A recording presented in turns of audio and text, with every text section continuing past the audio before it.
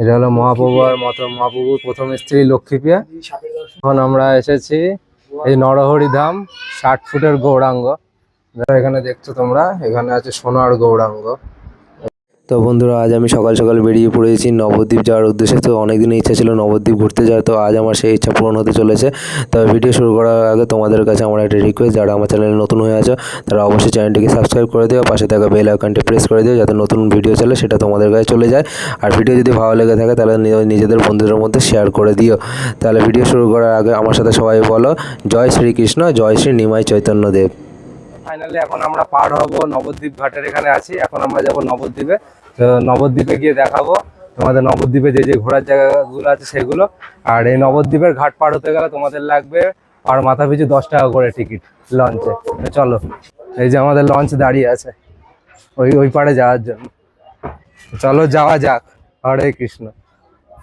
আরো একটা কথা যে হলো, এই নদী দুভাগে ভাগ হয়ে গেছে, যেখানে দুটো জল এসে মানে দুটো নদীর জল এসে একসাথে এক জায়গায় মিশেছে, কিন্তু নদীর কালার দুটো আলাদা জলের, সেটাও তোমাদের দেখাবো এই ভিডিওতে। চলো। তো বন্ধুরা দেখছো, এই যে এখানে এই যে দুটো নদীর জল, এইটা হলো সাদা আর এইদিকে হলো কালো। এই যে ঘোলা, এটা হলো একটা হলো জলঙ্গি, এই যে একটা ঘোলা, এই দেখো ঘোলা জল। এটা হলো একটা হলো ভাগীরথী গঙ্গা, একটা হলো জলঙ্গি। এখানে দুটো নদীর জল একসাথে এসে মিলেছে, একসাথে এসেছে কিন্তু জলটা মিলিত হয়নি। এই যে এখন দেখতে পাচ্ছ ঘোলা জল। বন্ধুরা দেখতে পাচ্ছ, এখন আমরা চলে এসেছি নবদ্বীপে। এখানে দেখতে পাচ্ছ একতারা বিক্রি হচ্ছে। আর নবদ্বীপের খুবই ফেমাস একটা হলো মিষ্টি, হলো যেটা হলো ক্ষীর দই আর হলো লাল দই, নবদ্বীপের ফেমাস। তো সেইটাও খাবো আর তোমাদেরকে দেখাবো যে ক্ষীর দই আর লাল দই কিরকম। তো বন্ধুরা এই দেখতে পাচ্ছ, এই যে নবদ্বীপের ফেমাস দই, লাল দই। দেখতে পাচ্ছ দইগুলো পুরো একদম লাল টকটকে। আর এর সাথে আছে ক্ষীরেরও দই, এই দেখো। তো এখন আমরা দেখি লাল দই ক্ষীর দই কিরকম। তো বন্ধুরা এখন আমি নিয়ে নিয়েছি এই যে নবদ্বীপের ফেমাস দই, নবদ্বীপের লাল দই, যার জন্য নবদ্বীপ খুবই বিখ্যাত, যে একটা কারণের জন্য। আর এই দোকানে তোমরা আসতে গেলে তোমাদের নবদ্বীপ ঘাটে যখন তোমরা আসবে, ঠিক নবদ্বীপ ঘাট তোমরা আসার পথেই তোমরা এই নবদ্বীপের যে টিকিট কাউন্টার, ঠিক তার পাশেই তোমাদের এই দোকানটা পেয়ে যাবে। আর এই 100 গ্রাম লাল দইয়ের দাম পড়েছে আমাদের মাত্র 25 টাকা। তোমরা যদি এখানে আসো তাহলে এই লাল দইটা অবশ্যই ট্রাই করতে যেন ভুলো না। নবদ্বীপ ঘাট থেকে বেরিয়েছি, আর এখানে ঘাট থেকে বেরোনোর পরেই এই তোমরা টোটো দেখতে পেয়ে যাবে। এই টোটোগুলো তোমাদেরকে নিয়ে যাবে নবদ্বীপের বিভিন্ন ঘোরার জায়গায়। তো এখান থেকে তোমাদের দাম দর করে তোমাদের টোটো ঠিক করতে হবে। তো চলো এখন আমরা দেখবো এই টোটোগুলো কিরকম কি দাম আছে। আর এই টোটো তোমরা এই নবদ্বীপ ঘাটের যে টিকিট কাউন্টার, ঠিক তার পাশে এই টোটো। বন্ধুরা ফাইনালি আমরা যে টোটোটা ঠিক করে নিয়েছিলাম, কিন্তু এই টোটোটা ঠিক করেছি আমরা 11টা মন্দির ঘুরবো। 11টা মন্দির এই দাদা ঘুরে দেখাবে মাত্র 300 টাকার মধ্যে, যেখানে আমার কাছে অনেকেই অনেক কিছু দাম চেয়েছিল এক একটা এই 9টা 10টা মন্দির ঘুরে দেখার জন্য, কিন্তু এই দাদার কাছ থেকে ও অনেক কমের মধ্যে দাদা আমাদেরকে ঘোরাচ্ছে। দাদা তোমার নাম কি আছে দাদা? বাপ্পাদা। তো এই বাপ্পাদার নাম্বারও আমার ইয়ের মধ্যে দেওয়া থাকবে, আমার হলো ভিডিওতে। তো তোমরা যদি এখানে আসো তো বাপ্পাদার সাথে তোমরা অবশ্যই যোগাযোগ করে নিতে পারো। তো বলবো এই দাদার কাছ থেকে তোমরা আসলে তোমরা কখনো ঠকবে না এই দাদার কাছে। চলো এখন আমরা আছি কোথায়, এটা রাধারানী মন্দির। রাধারানী এখানে আছে মাটির নিচে গুপ্ত বৃন্দাবন। চলো এখন দেখবো। এটা হলো মূল মন্দির, আর এই মন্দিরের নিচে আছে মাটির নিচে বৃন্দাবন, যার জন্য তোমাদের টিকিট করতে হবে। এই টিকিট পড়বে 10 টাকা করে। তো চলো এখন টিকিটটা করে নিই। এই যে হলো টিকিট কাউন্টার, গুপ্ত বৃন্দাবন দর্শন। আমরা গুপ্ত বৃন্দাবন দর্শন করার জন্য আমরা ভেতরে প্রবেশ করছি। এই যে এই দেখো মাটির নিচে গুপ্ত বৃন্দাবন দর্শন। এখানে আছে শ্রীরাম, সীতা, লক্ষণ।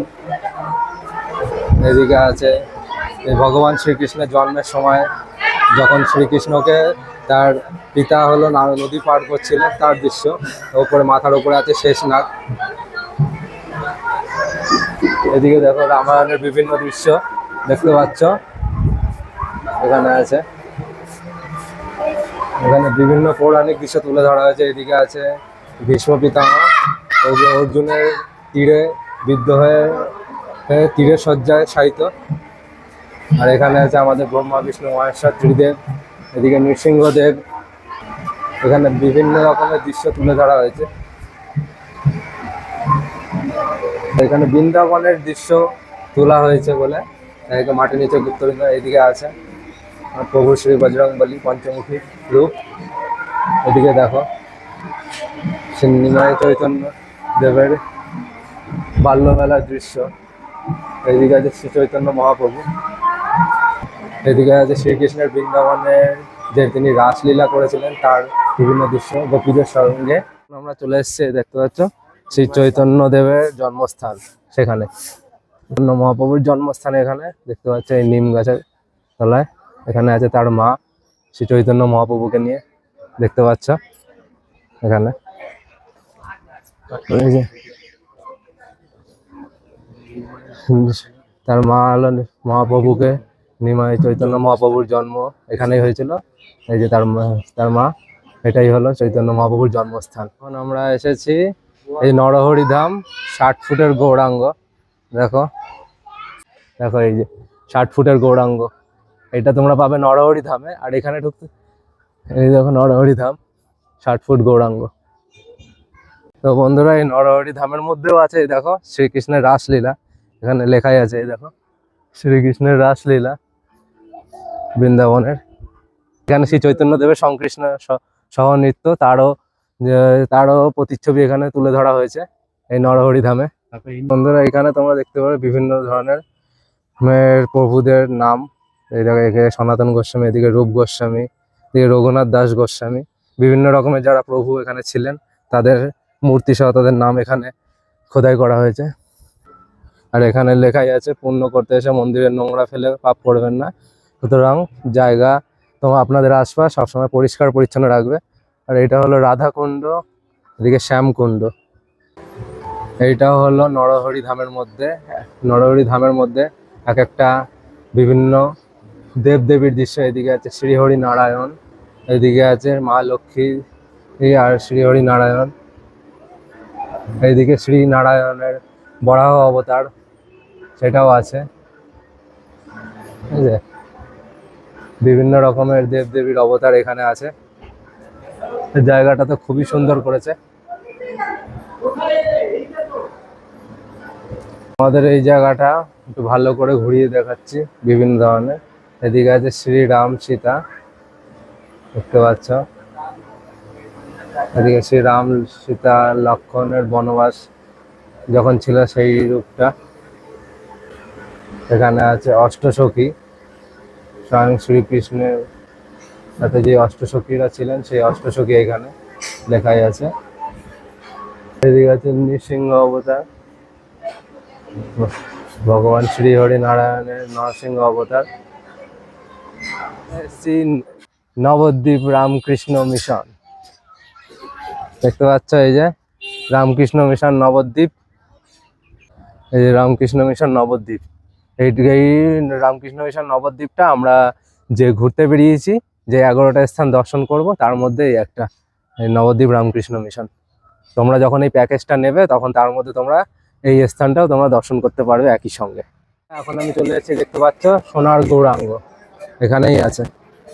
চলো এখন আমরা একটু ভেতরে যাব, এখানে সোনার গৌরাঙ্গ আছে। এখানে দেখছো তোমরা, এখানে আছে সোনার গৌরাঙ্গ। এই যে দেখো এখানে আছে শ্রী মাধব আচার্য, এদিকে আছে সচী মাতা, এদিকে নিমাই, ঠিক আছে দেখতে পাচ্ছ। এখানে এইটা হলো তোমাদের পুরো সোনার এই গৌরাঙ্গটা, এই গৌরাঙ্গ মূর্তিটা পুরো সোনার। বন্ধুরা এখন আমি প্রবেশ করছি এই জগাই মাধাই উদ্ধার মন্দিরে, দেখতে পাচ্ছ এই যে লেখাই আছে জগাই মাধাই উদ্ধার মন্দির।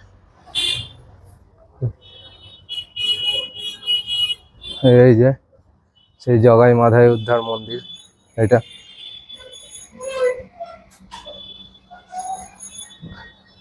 জগাই মাধাই উদ্ধার মন্দির।